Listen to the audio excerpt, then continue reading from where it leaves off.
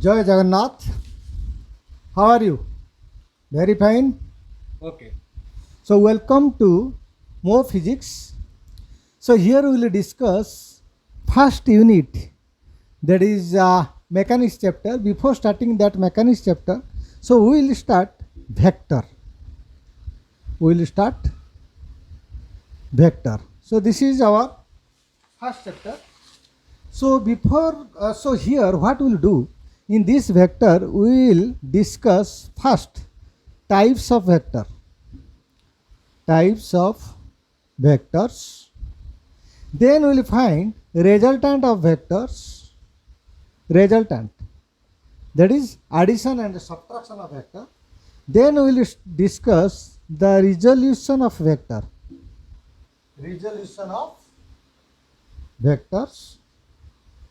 And next we will discuss the product of vectors, or you can say vector products. Then we will apply some vector in different application in engineering, and different application we will use the vector in different application. So before going to discuss in detail about the vector, let us start what do you mean by physical quantity. So what is physical quantity? Physical quantity. Suppose I will say give me 3 kg apple. So this apple is a physical quantity, and 3 is the numerical value, and kg represents the unit. That means any physical quantity, suppose physical quantity is expressed as a Q. So this physical quantity can be expressed as NU. So this Q is the physical quantity, N is the number, and U is the unit. Suppose I will ask, give me 3 kg apple. So here apple is the physical quantity, that is Q, and 3 is the numerical value, that is how much kg, that is 3 represents N, and this kg represents the unit. Then if we say what is the definition of physical quantity, so we can say physical quantity, it is that quantity, physical quantity is that quantity which can be measured, which can be measured. We can measure the physical quantity, okay, and it is expressed in number, and it is expressed as in the form of number, okay. So what is physical quantity? We can take the example, that is mass.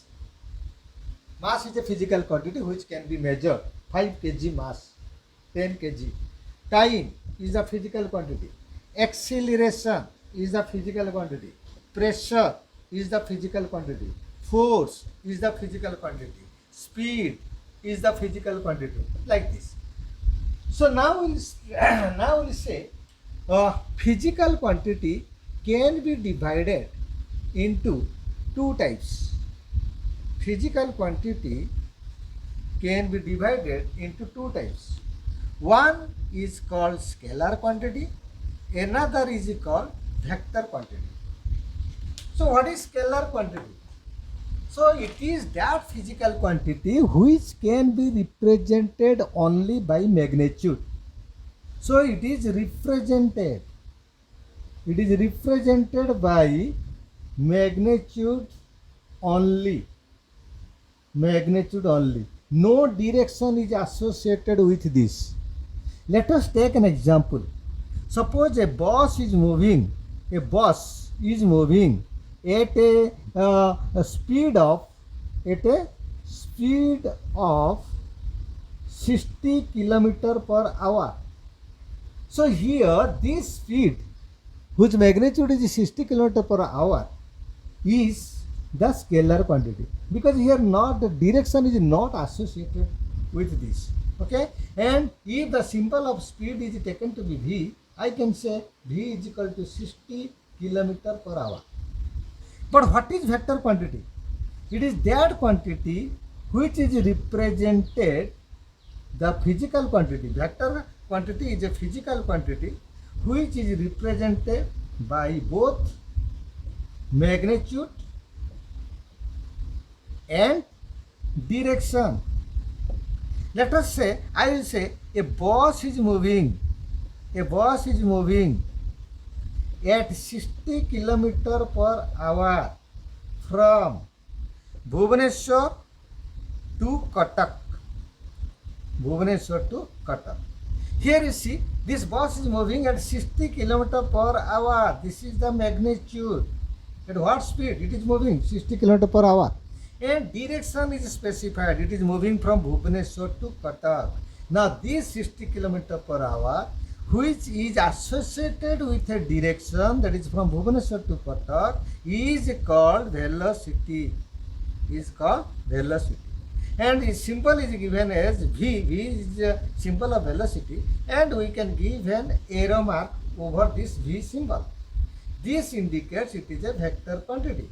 So this velocity is, we can say, it is 60 km per hour from Bhubaneswar to Cuttack. But here V is only 60 km per hour. So this is the difference between scalar and vector. Then what is the example of scalar? So we can say the example of scalar are mass, length, time, charge, current, so etc. So this is the example of scalar quantity. Now you may ask a question, sir, current has direction as well as magnitude. How can you take current as a scalar quantity? So actually, the current, though current has magnitude as well as direction, it is not a vector quantity because it is not added vectorially. Just like 3 meter length plus 4 meter length is always 7 meter. 3 meter length plus 4 meter length is always 7 meter. Similarly, 3 ampere plus 4 ampere current is equal to 7 ampere current. It is not added vectorially. Clear? Suppose you see, this is the current in a branch 3 ampere. This is the current 4 ampere in this branch. Let us say angle between these two current is 60 degree. So if we find what is the total current coming to this junction, so this total current coming to this junction is equal to total outgoing current, that is 3 plus 4, that is 7 ampere. So here current is added algebraically, just like 3 rupees plus 5 rupees is equal to 8 rupees. Okay, so that's why though current, so question may come, why current has magnitude as well as direction, still why it is called a scalar quantity? Your answer will be, though it has magnitude as well as direction, still it is the current is added algebraically, not vectorially. So it is a scalar quantity. Okay. So another example of scalar quantity is flux, electric flux, magnetic flux, like that. Okay. So next is, what is the, so you may take a screenshot of this. So now, so what is the vector quantity? So I gave the definition. Vector quantity is the quantity which is represented both by magnitude as well as direction. So now, what is the example of vector quantity? Example of vector quantity. What is the example of vector quantity? So vector has magnitude as well as direction. So we can say displacement is a vector quantity. Force is a vector quantity. Velocity is a vector quantity. Like this, electric field strength In electricity chapter, you will read what is electric field strength or electric field intensity. So that is also vector quantity. Okay. So now you see the vector quantities are added and multiplied as per vector algebra. We will discuss in later. Okay. So vector quantities, vectors are added and multiplied. Vectors are added and multiplied by the law of vector algebra. This is special algebra by which the vector quantities are added as well as multiplied. Okay. So now we will discuss. How will we represent a vector. How will we representation of vector. How a vector is represented. First is symbolical representation. Symbolical representation. Suppose I will say velocity. So generally first letter gives the symbol of that vector, that quantity. Suppose velocity first symbol is V, and you put an arrow mark over the symbol. So this is the symbolical representation of a vector quantity. Like force, the symbol of force is F, give an arrow mark. So this is called symbolical representation of vector quantity. So now we will then how another way of representation is graphical representation. Graphical representation of a vector. Graphical representation of a vector. Suppose I will say a bus is moving. A bus is moving at 60 km/h due east. So how will you represent this vector quantity, velocity vector, in graphical way? So now for this I have to take a scale. So what I will take according to the appropriate value, that is, let us say I can take 20 km/h is equal to say 1 centimeter. Then what is 60 km/h? That is 3 centimeter. So now I will take a 3 centimeter length. Let us give the name AB. So what is the length of AB? 3 centimeter. 3 centimeter indicates what? 60 km/h. So this is my V, whose magnitude is 60 km/h. And it is moving due east. So you know this is east, this is west, this is north, this is south. So you give an arrow mark of this AB to due east. That means the velocity vector is the bus is moving at 60 km/h due east. So this AB represents the magnitude of the velocity, which is equal to 3 centimeter, and from this scale we can say 3 centimeter is equal to 60 km/h. So this AB represents the magnitude of the velocity vector, and this arrowhead is due east. So this arrowhead gives the direction. So now I can say this AB vector, which is nothing but velocity vector, what is the velocity vector? Here any vector has magnitude. The magnitude is 60 km/h and it is moving towards east. So I can write due east. So this is the graphical representation of a vector. Clear? So now we are discussing we will discuss different types of vector. Different types of vector. Types of vector. So first is your unit vector. First is your unit vector. So what do you mean by unit vector? From the name it indicates. The unit vector is a vector whose magnitude is 1. The unit vector is a vector whose magnitude is 1. Suppose I will take a vector like this. This is OP vector. This OP vector is, let us say, it is say A vector. This OP vector is equal to A vector. So now in this OP vector, I will take OM whose length is 1. The magnitude of this OM is equal to 1. And what is the direction of this O to M vector? It is same as the direction of A vector. Now this OM vector is called unit vector of which vector? Of this OP vector, or you can say it is A vector. This OM vector, what is the magnitude of this OM vector? It is 1. That's why it is called unit vector. And direction of OM vector is same as direction of A vector. That's why it is called unit vector of A vector. Okay.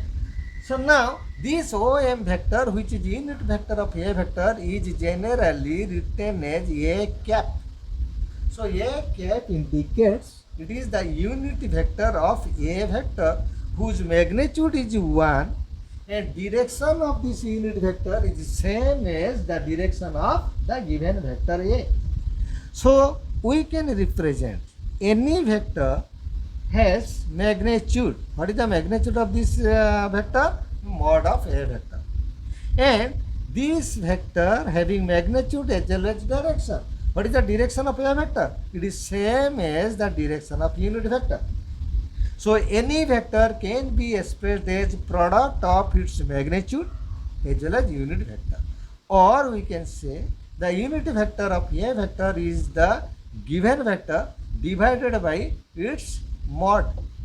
Generally, the magnitude of A vector is simply written as A. So these things you have to remember. The unit vector of any vector is equal to given vector by its magnitude. So then, take a screenshot of this. So now we discuss the orthogonal vector. What is orthogonal vector? What is the orthogonal vector? Orthogonal vectors are the vectors which are perpendicular to each other. Suppose this is your x-axis, this is your y-axis, this is your z-axis. Okay. Along the x-axis, the unit vector is taken to be I cap. Along the y-axis, the unit vector is taken to be j cap. Along the z-axis, the unit vector is taken to be k cap. Okay. So we can say I cap, j cap, and k cap are which vector? Unit vector whose magnitude is 1. Unit vector along which axis? Along positive x, y, and z axis. So this is the unit vector of along x axis, y axis, z axis. Suppose you see, let us an example. A force of 5 Newton is acting along positive y axis. Then how can you represent this force in the symbolical form? So I can write the force. What is the symbol of force? F. What is the magnitude of this force? 5. And it is acting along positive y axis. So what is the unit vector along positive y axis? J cap. So you just write down 5 j cap. So j cap magnitude is 1 because it is unit vector. If you multiply 1 into 5, then magnitude remains same, 5. But by writing this j cap, it indicates the force is acting along positive y axis. And don't forget to represent the unit. So this force is equal to 5 j cap Newton. So instead of writing a force of 5 Newton is acting along y axis, if you simply write 5 j cap, it indicates force is acting. Similarly, suppose a bus is moving with a velocity 60 km per hour in negative z axis. So how will you represent by this form? So what is the magnitude? 60. And In positive z axis, the unit vector is k cap. In minus negative z axis, the unit vector can be written as minus k cap. So, and what is the unit? It is kilometer per hour. So, we can say the velocity of the bus is equal to minus 60 k cap kilometer per hour. So, this is your what? The unit vector. And you see this I cap, j cap, k cap all are mutually perpendicular to each other. That's why I cap, j cap and k cap are called orthogonal unit vector. Orthogonal unit vector. Orthogonal unit vector means each vector is perpendicular to other and its magnitude is 1. So it is called orthogonal unit vector. Clear? Now we'll discuss what do you mean by equal vector. Equal vectors. So from the name it indicates if any vector has what? Magnitude as well as direction. Suppose A is a vector, B is another vector, both magnitude are same and direction are also same, then we can say A vector is equal to B vector.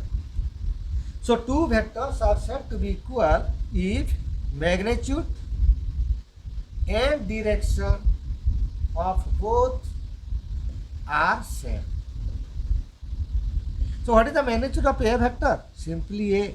What is the magnitude of B vector? Simply B. So A must be equal to B.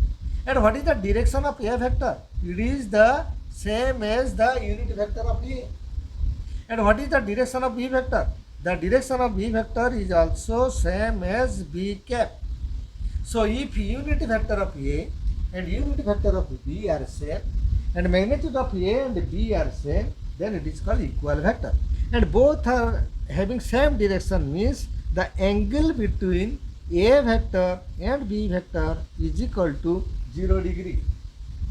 So this is called equal vector. Next, what is negative vector? What is a negative vector? So negative vector, you see, suppose this is your A vector and you take another vector C. So here you see the magnitude of A vector is equal to magnitude of C vector. But direction of A vector is just opposite to that of direction of C vector. In this case, we can say direction of A vector, that is A cap, is equal to negative of C cap. The direction of A cap is along A, direction of C cap is along C. So both are opposite. So I can write A cap is equal to minus C cap. So in this case, we can say A vector is equal to negative of C vector or C vector is equal to negative of A vector. So what is the angle between these two vectors? A is towards right, C is towards left. So what is the angle between these two vectors? It is 180 degree. So this is called the negative vector. So take a screenshot. Okay. So now I can give an example of negative vector. You see, suppose you see, this is Ramo and this is Ravana. So the arrow of Ramo is coming towards the Ravana. Similarly, Ravana is throwing arrow to Rama. So both arrows length are same. Okay. Suppose this is A, this is B, this is C, this is D, this is E, this is F. So we can say the arrow of Rama all are same. So we can say A vector is equal to B vector is equal to C vector.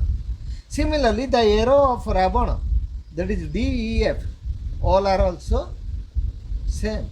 So these are called equal vector. But you compare A vector with D vector. Rama is throwing arrow towards Ravana, Ravana is throwing arrow towards Rama. So we can say A is equal to minus D. Just For your relaxation, I took an example. So now, so after negative vector, we will discuss what is collinear vector. That means by collinear vector. Collinear. Collinear vector. Co means same. Linear means line of action. So, if the vectors having same line of action, suppose you see, this is a vector A, this is a vector B, their line of action, that is their direction, their same line, they are working or they are acting in the same line. Okay, so you can say this A vector and B vector are collinear vector. You take this is C vector, this is D vector. Their line of action are same, though their direction is opposite, still they are called collinear vector. So we can say A vector, B vector, C vector, D vector are collinear vector. But here you see A vector, B vector direction are same. That means A vector is parallel to B vector. Okay, their magnitude are not same. We cannot say they are equal vector, but their direction are same. Their line of action are same. So these two vectors are called parallel vector. These two vectors are called parallel vectors. What is the angle between these two vectors? Same direction. Theta is equal to 0 degree. And here C vector, D vector, both are opposite. Their length are not same. So it is called collinear vector, but it is called anti-parallel vector. Anti-parallel vectors. So here angle between these two vectors is equal to 180 degree. Now question comes, can two equal vectors are called collinear vector? Yes. Let us say this is A vector, this is your suppose this is your M vector, this is your N vector. Both magnitude are same, their direction is same. So M and N are called collinear vector, but it is equal vector. So equal vector is a special case of collinear vector. So it is equal vector, but it is also called collinear vector. Just like suppose you this is T vector, this is S vector. So here length of these two vectors are same, direction are opposite. It is called which vector? Negative. T vector is said to be negative of S, or S vector is negative of T vector. So they are anti-parallel and equal. So this is also called collinear vector. Okay. So now what will be null vector? Next is your null vector. So take a screenshot.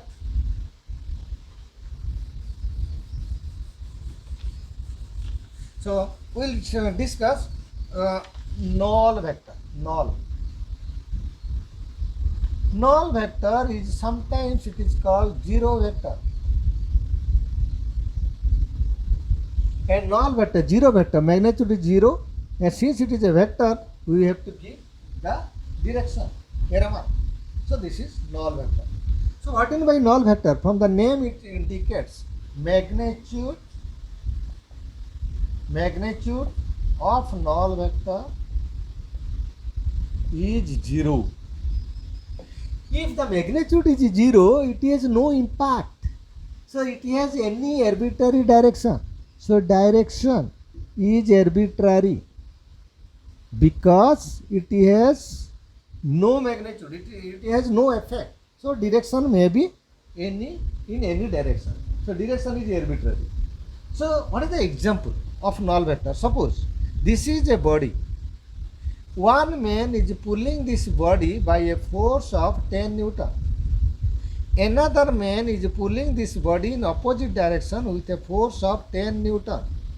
If anybody will ask what is the resultant force, what is the total force, you can say the total force is nothing but F1 plus F2. You will add these two force, but one force is negative to another force is opposite direction. So if in right direction I can take it is positive, in the left direction I will take negative. So in place of F1 I will write minus 10 Newton. in place of F2 I will write plus 10 Newton. So what is the total force? It is 0. Since force is a vector quantity, the result must be a vector quantity, so we will give a error mark. Okay, so this is the, that means this body is in equilibrium. Body is in equilibrium position. So when a body is in equilibrium position, so we will discuss. So there are different types of equilibrium. One is static equilibrium, another is dynamic equilibrium. Dynamic equilibrium. Static equilibrium means body must remain rest. If body must remain rest, total force is equal to 0. Dynamic equilibrium means body is moving with a constant velocity. Body is moving with constant velocity. If constant velocity, for dynamic equilibrium, body is moving with constant velocity. Constant velocity indicates acceleration is equal to 0. Acceleration is equal to 0 indicates force is nothing but mass into acceleration, which is equal to 0. So this 0 is called null vector. Okay. So now we start the vector addition and subtraction. Okay. So vector addition, subtraction does not obey the algebraical law of vector addition. That is, we cannot say 3 Newton plus 4 Newton is always 7 Newton. So why so? You see. So now we will start very important topic is vector addition as well as subtraction. So what is resultant vector? We will discuss what is resultant vector. Resultant vector. You see, suppose this is a body. This body is subjected by 3 forces simultaneously. So this is F1 force, this is F2 force, this is F3 force. The 3 forces are acting simultaneously on this body. And this body, let us say, this body is moving by application of these 3 forces. Let us say this body is moving, let us say, along this direction. Suppose this is the starting point, this is the end point after some time t, due to the resultant force of F1, F2 and F3.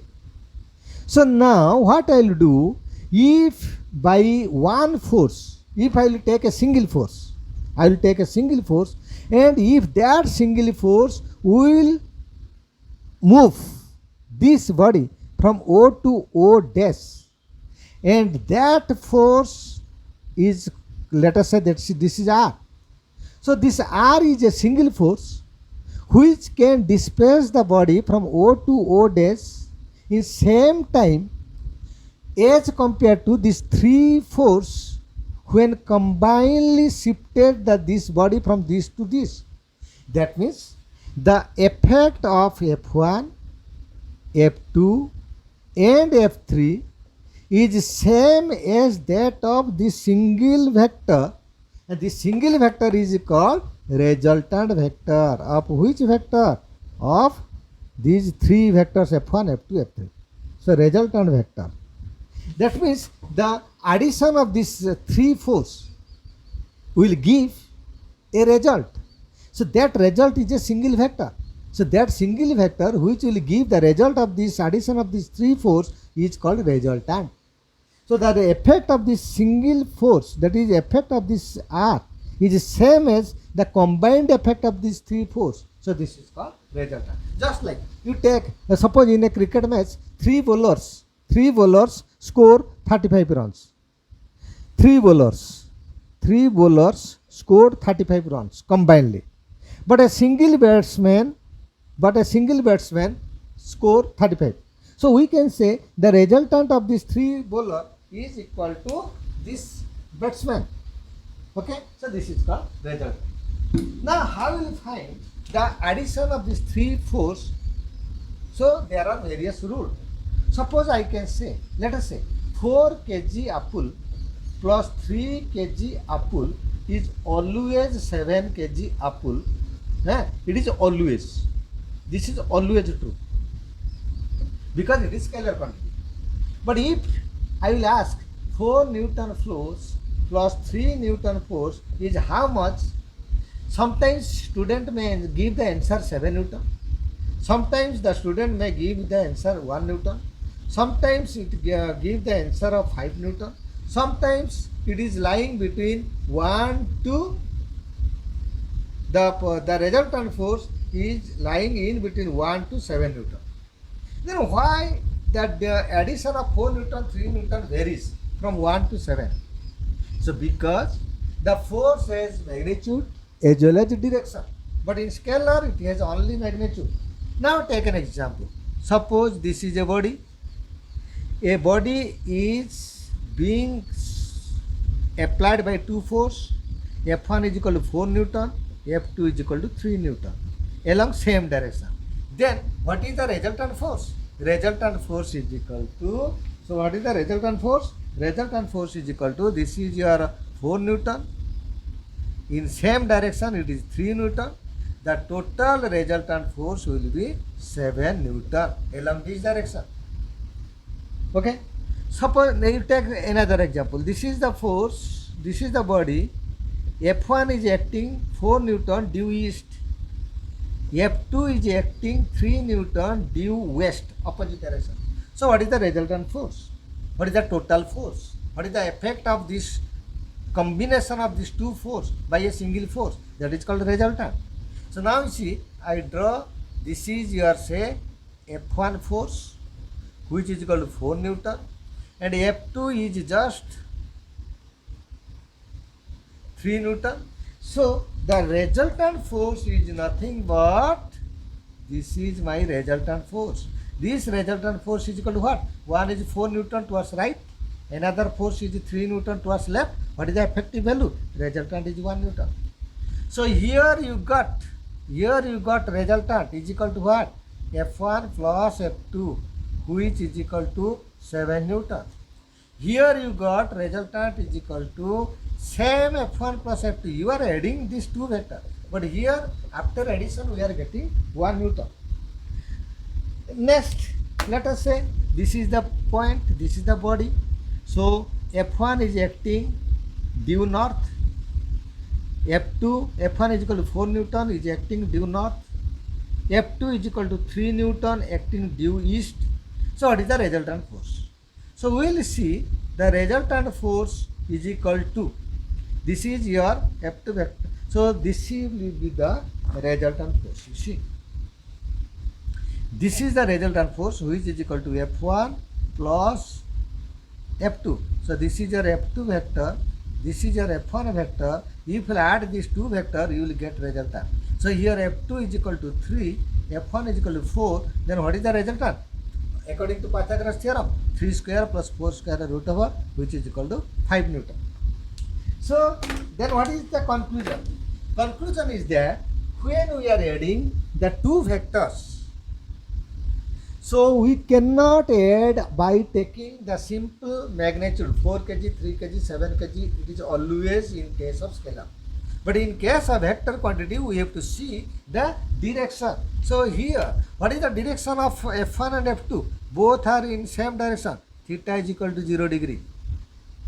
And here, what is the direction of the force? F1 is towards right, F2 is towards left. So here, theta is equal to 180 degree. And in this case, F1 and F2 both are acting perpendicular to each other. Theta is equal to 90 degree. So when theta changes, though magnitude of the two forces remains same in 3 cases, but theta changes. Due to change in theta, resultant varies 7 Newton, 1 Newton, 5 Newton. So the addition of vector depends upon magnitude as well as the angle between two vectors. Okay. So in this first class, I discussed the types of vectors and the concept of vectors. So in the next class, we will discuss the parallelogram law of vector addition, triangle of vector addition. Okay, so if you are liking this video, you must like this and share to your friends so that knowledge will be shared. Okay, so we'll meet in the next class. Bye.